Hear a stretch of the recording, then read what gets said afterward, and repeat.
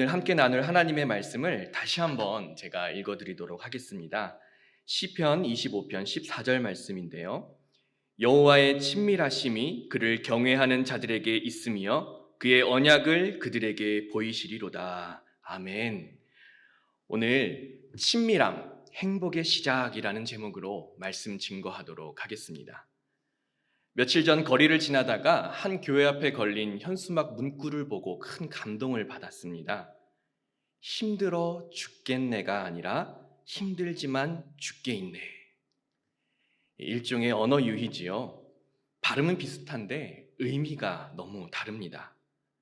요즘 같은 시기에 힘들어 죽겠네, 더워 죽겠네, 이 죽겠네를 남발하면서 살지만 우리 수유제일교회 성도님들은 힘들어도 죽게 있습니다 라고 믿음으로 고백하시기를 축복합니다. 그런 의미에서 옆에 있는 분들과 이렇게 인사해 보겠습니다. 힘들어도 죽게 있습니다. 네, 아멘. 감사합니다. 우리는 하나님에 대한 다양한 고백을 갖고 있습니다. 보통 대표 기도를 할 때 하나님을 어떻게 부르는지 보면 그 사람이 고백하는 하나님에 대해서 알 수 있지요. 어떤 분은 전능하신 하나님, 어떤 분은 공의의 하나님, 어떤 분은 아버지 하나님이라고 부르지요. 그 외에도 치유의 하나님, 기적의 하나님, 성취의 하나님 등 다양한 하나님에 대한 고백을 갖고 있습니다. 우리가 이렇게 다양한 고백을 갖고 있는 이유가 무엇일까요? 아마 여러분 한 분 한 분이 갖고 계신 다양한 삶의 경험 속에서 하나님을 만나셨기 때문일 것입니다. 이것은 믿음의 조상들도 마찬가지였습니다. 성경을 보면 구약시대의 아담으로부터 신약시대의 예수님의 12제자에 이르기까지 하나님에 대해서 다양하게 고백하고 있는 것을 보게 됩니다. 그 고백 중에서 오늘은 친밀하신 하나님에 대해서 여러분들에게 소개시켜 드리고자 합니다. 친밀하신 하나님이라니 조금 생소할 수 있습니다. 하지만 성경을 읽다 보면 하나님이 우리와 얼마나 친밀한 분인지를 알려주는 본문들이 참 많이 있습니다. 그리고 실제로 그분을 경험해 보면요, 정말 친근하시고 정말 따뜻한 분이라는 것을 알게 됩니다. 오늘 저와 여러분들이 이 친밀한 하나님을 만나는 귀하고 복된 시간 갖게 되기를 축복합니다. 오늘 함께 읽은 본문 말씀인 시편 25편은 다윗의 시입니다. 다윗은 150편의 시편 중에서 무려 73편이나 되는 시를 지었지요. 그는 다사다난한 삶을 살았습니다. 한낱 목동에 불과했지만 믿음으로 거인 골리앗을 물리쳤고, 왕으로 피택되었지만 사울의 질투로 10년간 도망자 신세로 떠돌아 다녔습니다. 우여곡절 끝에 왕이 되었지만 40년간 왕위에 있으면서도 평탄하지 못한 삶을 살았습니다. 그렇게 인생을 다 살고 노인이 되어서 자신의 삶을 돌아보며 시편 25편을 짓게 되었죠. 언제 꺼질지 모르는 숨을 거칠게 내쉬며 떨리는 목소리로 고백합니다.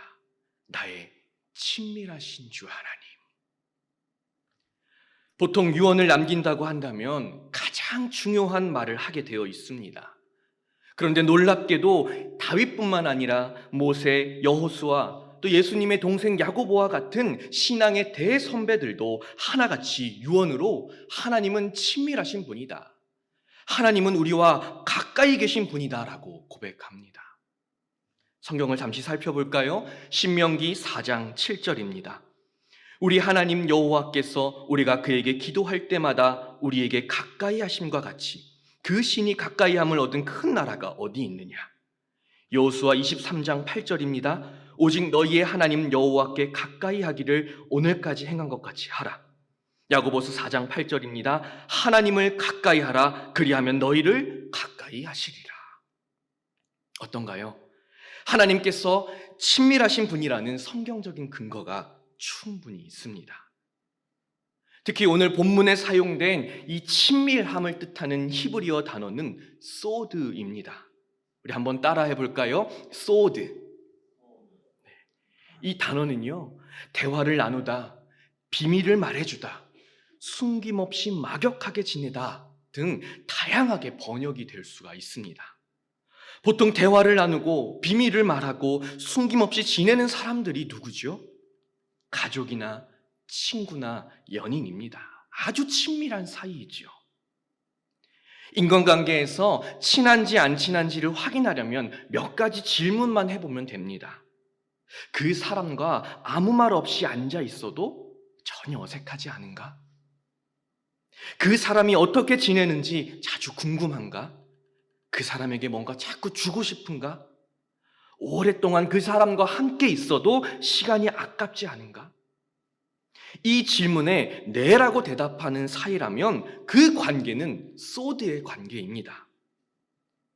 지금 옆에 앉아 계신 분들 친한 분인가요? 안 친한 분인가요? 한번 물어보시죠. 너 나랑 친하니? 예. 그런데 그 친밀하신 하나님께서 우리에게 소드로 다가오실 때, 그리고 우리가 이 소드를 하나님께 고백으로 올려드릴 때 정말 근사한 신앙 고백이 됩니다. 그 하나님께서는 멀찍이 서서 우리가 다가오기만을 기다리시는 분이 아니십니다.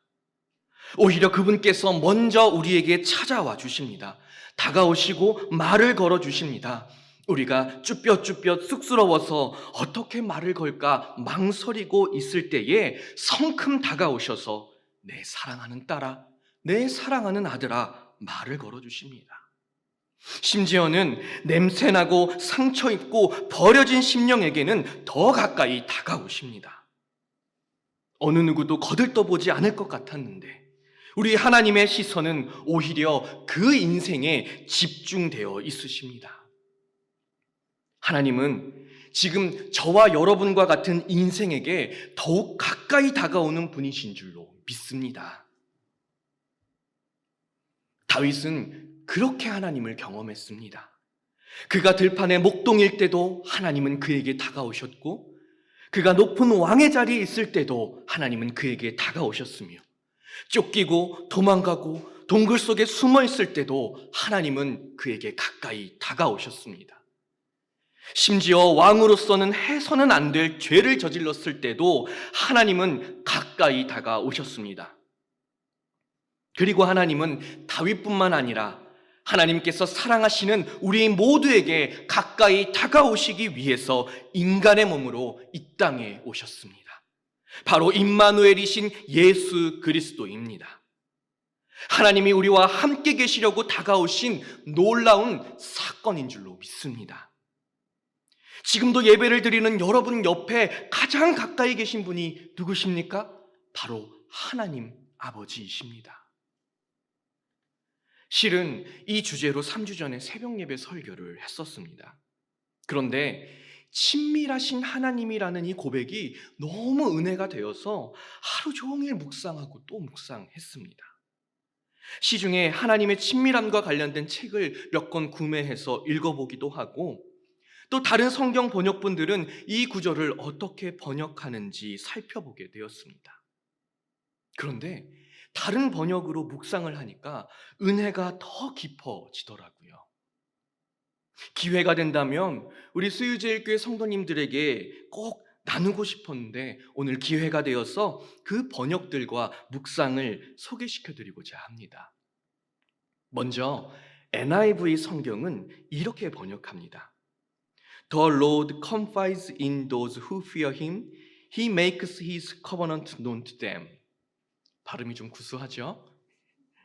직역해보면 주님은 자기를 경외하는 사람들을 믿어주시고 그들에게 자신의 약속을 알게 해주십니다 라고 해석이 됩니다. 이 성경은요, 친밀함에 해당하는 단어를 confide in으로 표현을 했는데요, 이 단어는 믿어주다, 신뢰하다라는 뜻입니다. 보통은 친밀한 사람에게 돈도 맡기고 또 중요한 직책도 맡기지 마련이죠. 친밀하다는 것은 믿을만하다라는 것입니다. 그런데 하나님께서 우리를 믿어주신다는 것입니다. 신뢰하시고 맡겨주십니다. 복음을 맡기시고 사명을 맡기시고 교회를 맡기십니다. 솔직히 우리는 그리 믿을 만한 존재가 못 됩니다. 얼마나 허물이 많고 실수가 많은가요? 그런데도 하나님은 우리를 믿어주십니다. 이것이 은혜입니다. 자격 없는 자에게 맡기시고 기다려주시는 은혜입니다. 예수님께서 십자가에서 죽으실 때의 제자들의 모습을 기억하십니까? 제자들은 자기 목숨 부지하고자 흔적도 없이 사라졌습니다. 어느 누구도 주와 함께 십자가 지겠노라 말하지 못하고 비겁하게 도망쳤습니다. 요한복음 21장에 보면 그렇게 도망친 제자들 중 본래 어부였던 제자들이 고향으로 돌아가서 무기력하게 살고 있는 모습이 그려집니다. 그런데 부활하신 예수님께서 그 어부들에게 나타나십니다. 그 중에 3번씩이나 예수님을 부인한 베드로에게 뭐라고 말씀하시죠? 내 양을 먹이라, 내 양을 치라, 내 양을 먹이라 3번 말씀하십니다. 비록 베드로는 도망치고 멀어지려 했을지 몰라도 예수님은 그를 믿어주시고 맡겨주셨습니다. 왜 그러셨을까요? 친밀했기 때문입니다. 그 누구보다도 베드로와 친하셨기 때문입니다. 예수님은 베드로를 믿어주시는 모습을 통해서 친밀하신 하나님의 모습을 우리에게도 가르쳐주고 계십니다.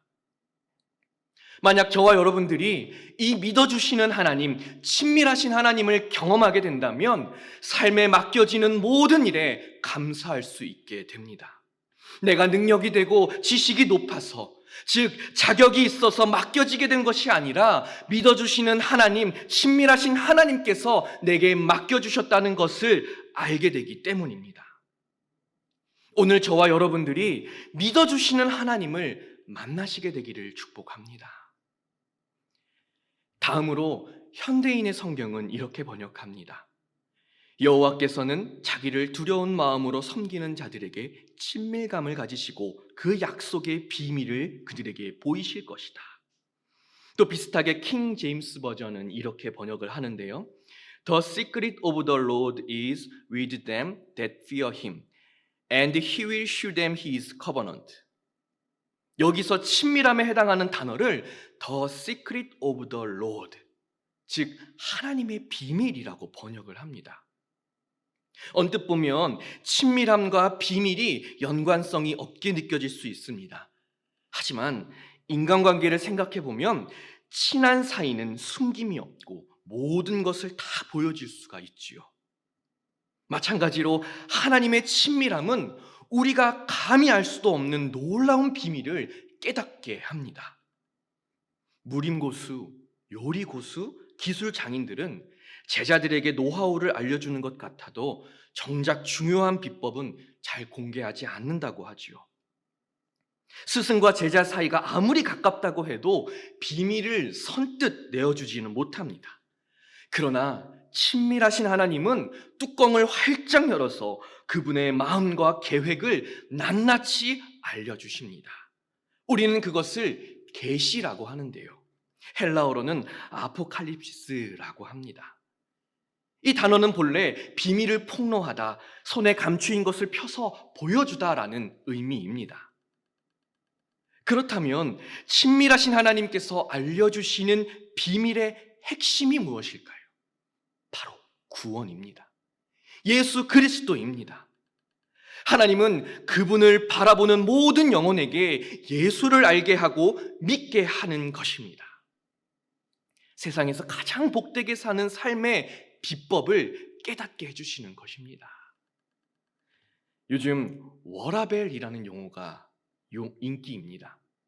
워크 앤 라이프 밸런스의 줄임말인데요. 일과 사생활의 균형을 맞춘다는 뜻입니다. 과거에는 일을 열심히 해서 돈을 많이 버는 것을 행복이라 여겼지만 요즘은 적당히 일하면서 개인 여가 생활과 취미 생활을 즐기는 것을 행복으로 여긴다고 합니다. 그런데 사실 돈이 많거나 시간이 많아도 인간의 공허한 마음을 채울 수 있는 것은 아무것도 없습니다. 그런데 우리 친밀하신 하나님께서 우리에게만 그 공허함을 채울 수 있는 비밀을 깨닫게 해주십니다. 바로 예수 믿고 그와 동행하면 그 삶이 가장 행복하다라는 것입니다. 오늘 저와 여러분들이 이 하나님의 비밀, 예수 안에서 참된 복락을 누릴 수 있게 되기를 축복합니다. 마지막으로 살펴볼 번역은 새 번역 성경과 공동 번역 성경입니다.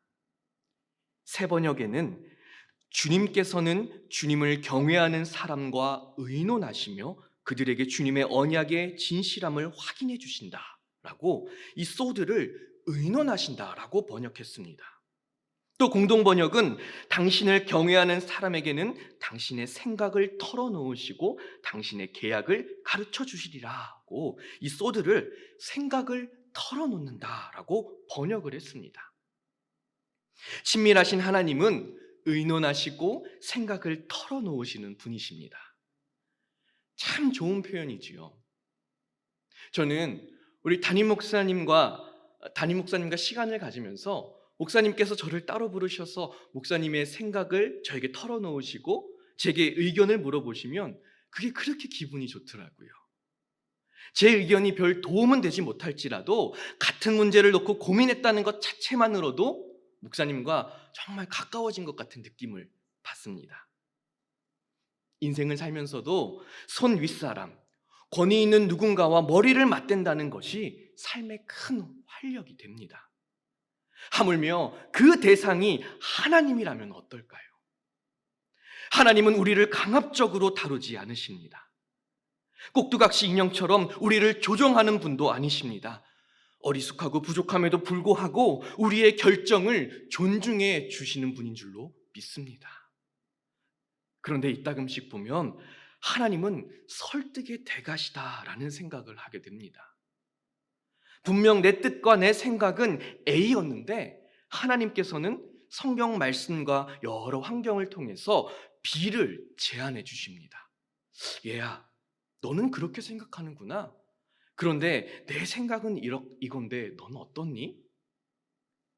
그러면 어김없이 앞선 나의 생각이 얼마나 무지했고 어리석었는지를 깨닫게 되고 말씀과 상황을 통해 제안해 주신 하나님의 길을 선택하게 됩니다. 그리고 그 선택을 하고 후회하는 인생들은 하나도 없습니다. 그래서 하나님의 친밀함을 한 번이라도 경험해 본 분들은 그 이후로는 자기의 생각과 뜻을 앞세우기보다 먼저 기도하고 성경 말씀 읽으며 하나님의 생각을 여쭙는 과정을 꼭 거치게 되는 것입니다. 예수와 함께한 저녁 식사라는 책이 있습니다. 데이비드 그레고리라는 작가가 2005년에 출간한 책인데요. 제목처럼 예수님께서 한 사람을 식사에 초대하시고 코스 요리가 나오듯이 신앙에 대해서, 삶에 대해서 서로 대화하는 내용입니다.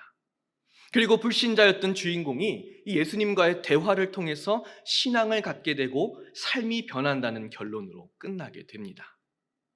저는 하나님의 친밀하심을 묵상하면서 이 책이 생각이 났습니다. 하나님과 근사한 식당에서 코스 요리를 먹으며 서로 대화를 주고받는 장면을 상상하게 되었습니다. 정말 그렇습니다. 하나님은 지금도 당신의 생각을 쏟아놓으시고 우리와 의논하고 대화하기를 원하십니다. 맛있는 저녁 식사가 차려진 식탁 앞에서 오늘 하루는 어땠어? 앞으로의 계획은 뭐야? 요즘 고민은 뭐야? 이런 대화들을 나누기를 원하십니다. 저와 여러분들이 그 하나님을 경험할 수 있게 되기를 축원합니다. 이렇게 여러 번역들을 통해서 볼 수 있듯이 친밀하신 하나님은 우리에게 먼저 가까이 다가오시는 분이십니다. 우리가 아무리 큰 죄인이라 할지라도 우리를 끝까지 믿어주시고 맡겨주시는 분이십니다. 세상의 지혜로는 깨달을 수 없는 천기누설을 우리에게만큼은 아낌없이 알려주시는 분이 우리 하나님이십니다. 하나님의 생각과 계획을 우리와 의논하시며 가장 좋은 길, 가장 선하고 아름다운 길로 우리를 이끌어 가시는 분이 바로 하나님이신 줄로 믿습니다. 그런데 문제가 한 가지 있습니다. 하나님이 이토록 친밀한 분이라는 것은 잘 알겠는데 그런 하나님을 가장 가까이 두고도 우리는 그분을 멀리한다라는 것입니다. 제가 무슨 근거로 이렇게 확신할까요? 설교 서두에서 언급했던 몇 가지 질문들 기억하시죠? 인간관계에서 친한지 안 친한지를 확인하는 그 질문을 그대로 하나님과의 관계에 적용해 보면 금방 알 수가 있습니다. 잠잠하게 하나님께 기도드리는 시간이 전혀 어색하지 않은가? 하나님에 대해서 자주 궁금한가? 하나님께 뭔가 자꾸 드리고 싶은가? 하나님과 오랫동안 함께 있고 예배드리고 성경 읽고 기도하는 그 시간을 아까워하지 않는가? 정말 안타깝게도 많은 사람들이 하나님과의 친밀한 시간을 갖는 것을 불편해합니다. 어색해합니다. 기도하는 시간, 성경 읽는 시간을 아까워합니다. 차라리 그 시간에 더 발전적인 일을 하는 편이 낫다고 말합니다. 하나님께서 믿고 맡겨주신 사역을 하찮게 여기고 세상 돈벌이만큼 성실하게 수행하지 않습니다. 하나님과 의논하기보다 내 경험을 앞세워 일하는 것을 더 편해합니다. 하나님과의 관계를 마치 수평으로 놓인 기찻길 마냥 더 깊어지지도 더 멀어지지도 않을 상태로 두고 이렇게 말합니다. 하나님, 적당히 거리 두는 게 좋겠습니다. 너무 가까우면 부담스럽잖아요. 또 너무 멀어지면 두렵잖아요. 목사인 저라고 나을 것이 하나 없습니다. 저부터가 그렇기 때문이죠. 아주 오랜만에 할머니, 할아버지가 손자녀를 만나게 되었는데 이 노부부는 기쁜 마음으로 두 팔 벌려서 손자녀를 껴안으려고 했으나 정작 손자녀는 그 품이 너무 어색하고 불편해서 고개를 돌리고 빨리 벗어나려고 하는 행색이 딱 지금 하나님과 우리 사이의 모습 같습니다. 얼마나 가슴 아픈가요? 얼마나 속상한가요? 하나님께서 지금 이 시간에도 마음에 담을 쌓고 있는 우리에게 얼마나 서운해 하시는지를 기억해야 합니다. 다들 아시겠지만 저는 올 초에 호주로 유학을 가고자 마음을 먹었습니다. 그런데 예상과는 다르게 상황이 쉽게 풀리지 않았습니다. 코로나도 코로나지만 주변의 소식을 들어보면 해외로 갈 사람들은 어떻게든 다 떠나고 있는데 유독 저에게만 길이 열리지 않았습니다. 그렇게 한 달, 두 달 지나면서 아무것도 안 하고 마냥 기다리기가 어려워 이 일 저 일 찾아다니며 아르바이트를 하게 되었습니다. 하루는 그런 상황이 너무 원망이 되어서 하나님께 따졌습니다. 하나님, 왜 길을 안 열어주십니까? 제가 너무 욕심 부린 겁니까? 원망 섞인 마음으로 기도를 하는데 순간 하나님께서 저의 심령에 찾아오셨습니다. 그리고 그동안 저의 모든 모습들을 생각나게 하셨습니다. 성경 읽는 모습, 기도하는 모습, 사역하는 모습들이 영화 필름처럼 떠올랐습니다. 그런데 제 모습 어디에도 하나님과 친밀한 시간을 보내기 위해서 노력하는 모습들이 보이지 않았습니다. 성경은 읽는데 그저 설교 준비를 위해 읽을 뿐 하나님의 음성을 듣기 위해서는 읽지 않았습니다. 기도는 하는데 큰 소리로 소리치며 무언가 달라고 요구만 할 뿐 잠잠하게 하나님과 의논하고 하나님의 마음을 깨닫기 위해서는 기도하지 못했습니다. 맡겨진 사역은 하는데 그저 나 자신의 경험과 편함과 자랑을 위해서만 할 뿐 하나님을 위한 헌신은 눈 씻고 찾아봐도 없었습니다. 그러다가 제 심령에 하나님의 음성이 들렸습니다. 요한아, 나는 너와 더 친해지기를 원한다. 저는 그제서야 주님의 마음을 깨달았습니다. 하나님이 저에게 모든 것을 내려놓게 하신 이유는 다른 모든 계획을 제쳐두고 가장 먼저 하나님과의 관계를 회복해 하시기 위함임을 알게 되었습니다. 저는 그 자리에 주저앉아 펑펑 울 수밖에 없었습니다.